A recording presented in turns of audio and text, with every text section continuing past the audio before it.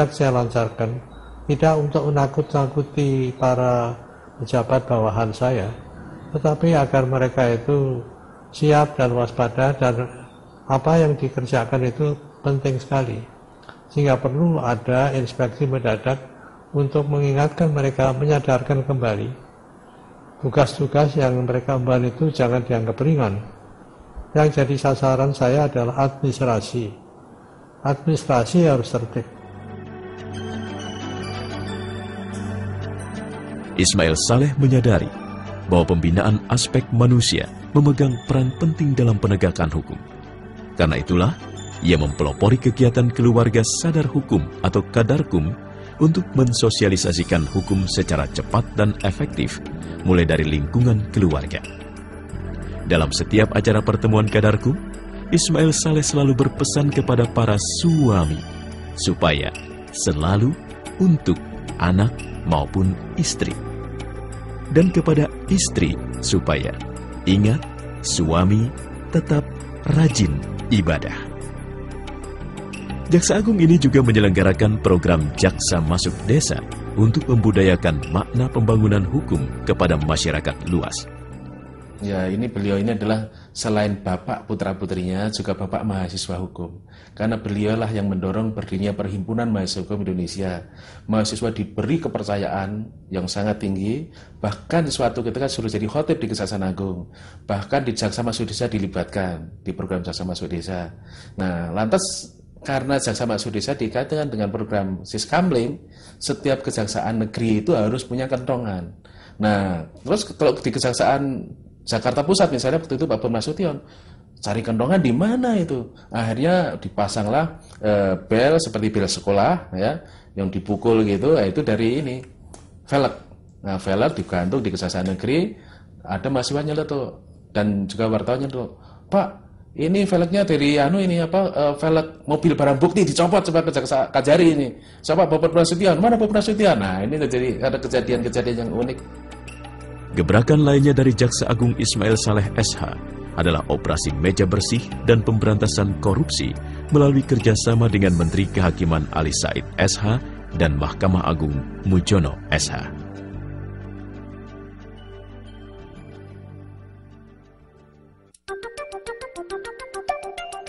Menteri Kehakiman merupakan tanggung jawab berikutnya yang dibebankan ke atas pundak Ismail Saleh.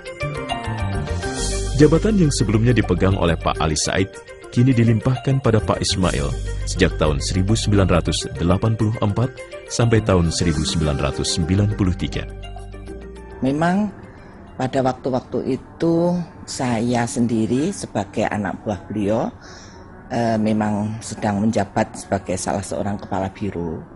Tapi memang kebetulan saya termasuk yang banyak berhubungan dengan beliau, terutama pada waktu beliau pertama kali masuk ke departemen ini.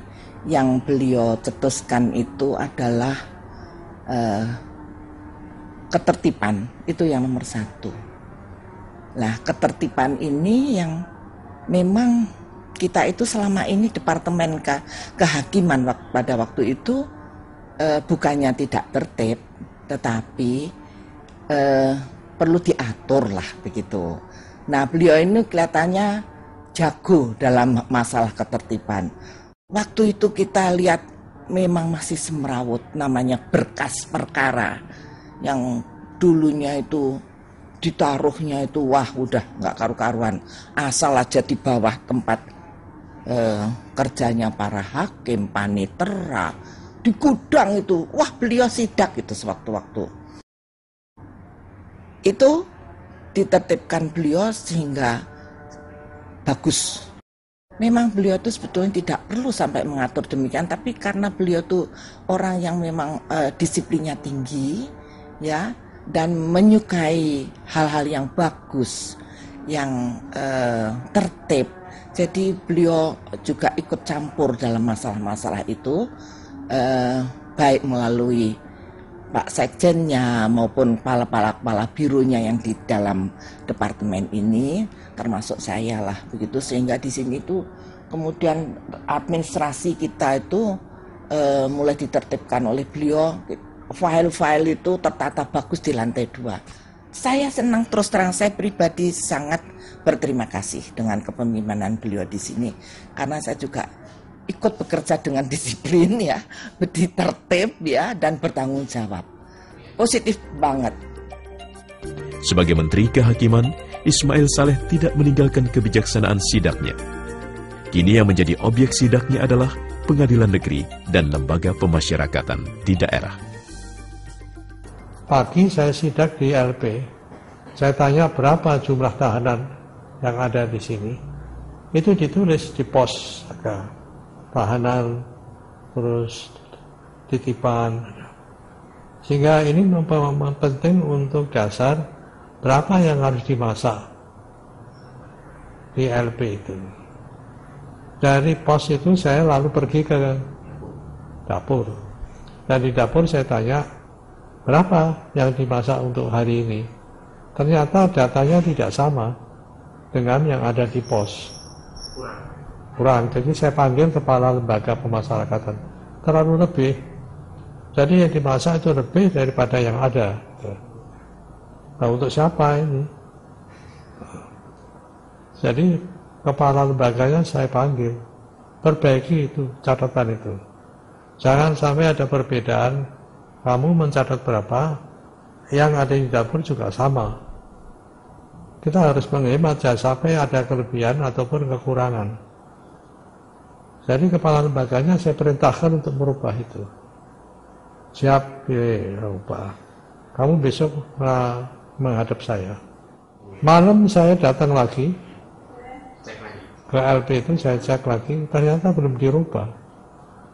Jadi saya perhatikan besok kamu harus menghadap saya tidur di Gedung Agung. Pagi ajudan lapor bahwa kepala lembaga mau menghadap. Suruh masuk, sarapan bersama dengan saya aja. Padahal gambarannya petugas LP itu, wah, dapat marah besar itu. Padahal saya ajak makan.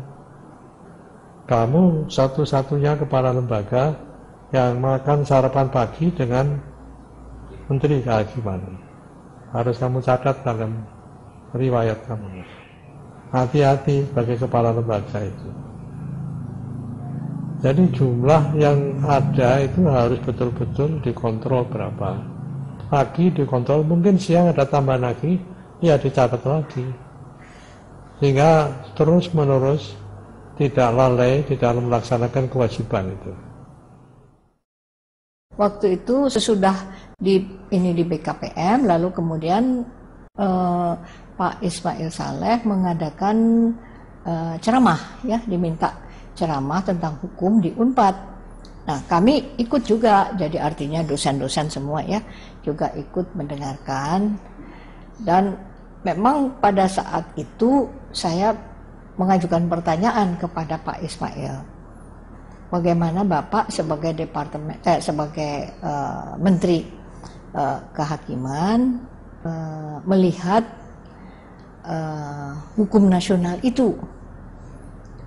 Nah, saya agak terhentak ya, atau tersentak itu oleh karena beliau lalu menjawab, lah itulah merupakan hal yang perlu Ibu pikirkan sendiri itu. Ya. Nah, jadi kemudian setelah saya dipanggil ya untuk ke kehakiman itu, saya pikir kaitannya barangkali dengan ceramah itu, dengan pertanyaan yang saya ajukan kepada beliau gitu. Ternyata kok saya diminta untuk menggantikan Teguh Muhammad Radi sebagai Kepala Badan Pembinaan Hukum Nasional. Sidak-sidak